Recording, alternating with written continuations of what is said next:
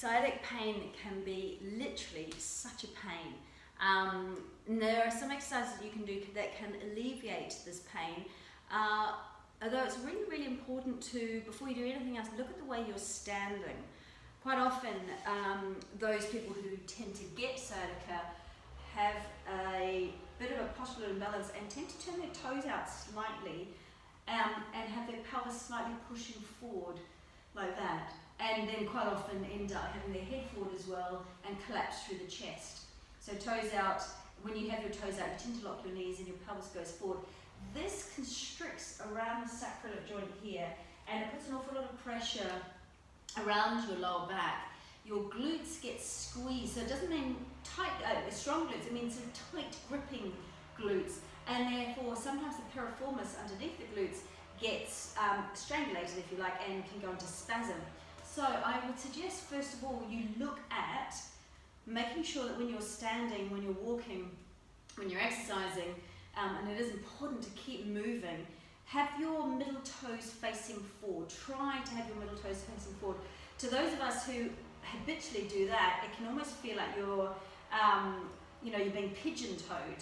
So toes slightly forward, soften the knees. If you lock the knees, you tend to push the pelvis forward as well. Slightly soften the knees.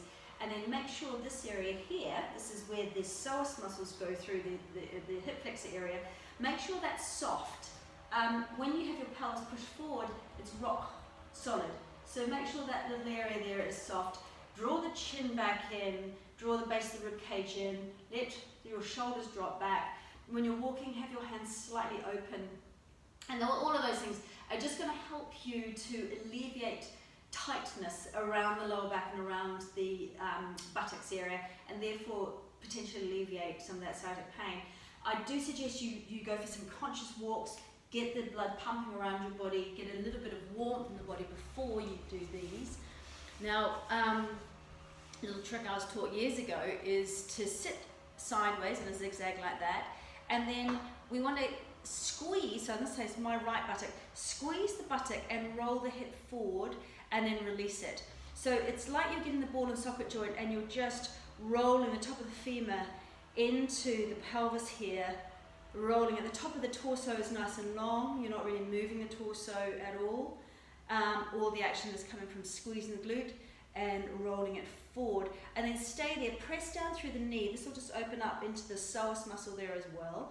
And give yourself a little upper back twist.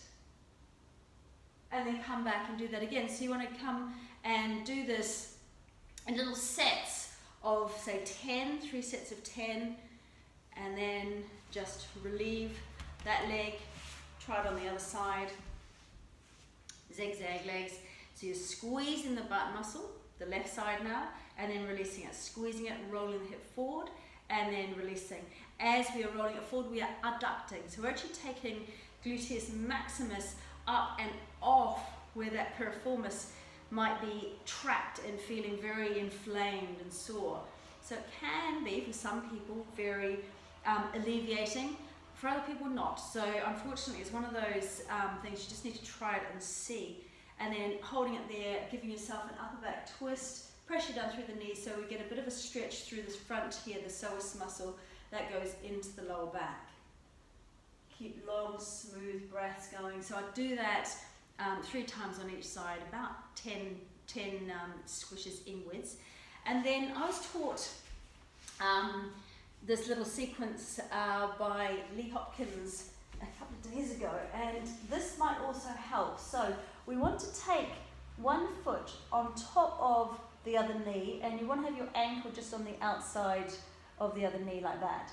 Now, what you do is you press the back of the ankle, so this bit here, into the knee, so that you're creating, it's about 20-30% pressure there, so that what I'm doing is I'm putting pressure down the side, the outside of my leg here, my right leg, and going into the glutes. So it's about a 20-30% pressure. We're not pushing as hard as we possibly can.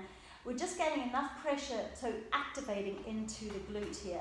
And you want to hold that activation for about 20 seconds or so. So holding it here, breathing, and then releasing it, and just give your leg a little tap. Just tap out that contraction, and do that again. So we're drawing the base of the ribcage slightly in here, so we're staying in neutral spine, we're not imprinting. I don't have my tail tucked, I've got neutral spine here. Gentle press through the back of the ankle, about 45 degrees with this knee, so it's not right out to the side, it's about 45 degrees. Doing that again for about 20 seconds, and we do this 4 times. So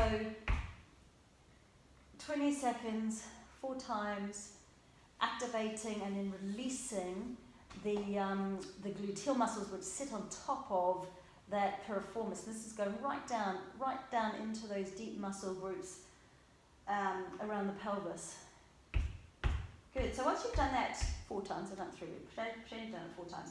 Press your foot up towards the ceiling. So you want to try and get your leg as straight as possible. Heel up, toes down towards you. So you can really feel a dynamic, almost nervy stretch through the hamstrings here. And I'm going to try and keep a neutral spine as well. Now, take your leg down, just off the ground, and exhale, bring it up. Do this 3 times. Getting a movement here. And then hold on to it here, and I want you to feel where you are really feeling the stretch. So for some of you, it's going to be in the calves and around the Achilles here. For me, it's behind the knee, just here. So tightness around the beginning of the hamstrings. And for those of you with sciatic pain, it might be right up in the glutes. So if you are feeling the extra stretch around here, just pump your foot. Pump your foot for a little bit like that. If you're feeling the stretch here, I want you to just lock and then unlock your knees. So it's like ha, ha, ha, ha, ha, ha. And if you're feeling it down here, more in the glute, just a little movement here, little pulse. Almost like you're rolling in the joint there. Good. And then take the leg down again and then lift it all the way up, down, and all the way up. Good. And just give that leg a shake. So hopefully when you stand up, you feel a bit longer. And you do the same thing on the other side. So those are just a couple of little exercises which might help to start to relieve the pain. You do need to do them regularly, and I'm suggesting when you're in deep pain, so 3-4 times a day. So it is committing time to making sure that you are vigilantly starting to release the muscles that could be impinging around that piriformis and creating that sciatic nervy awful pain you've got there.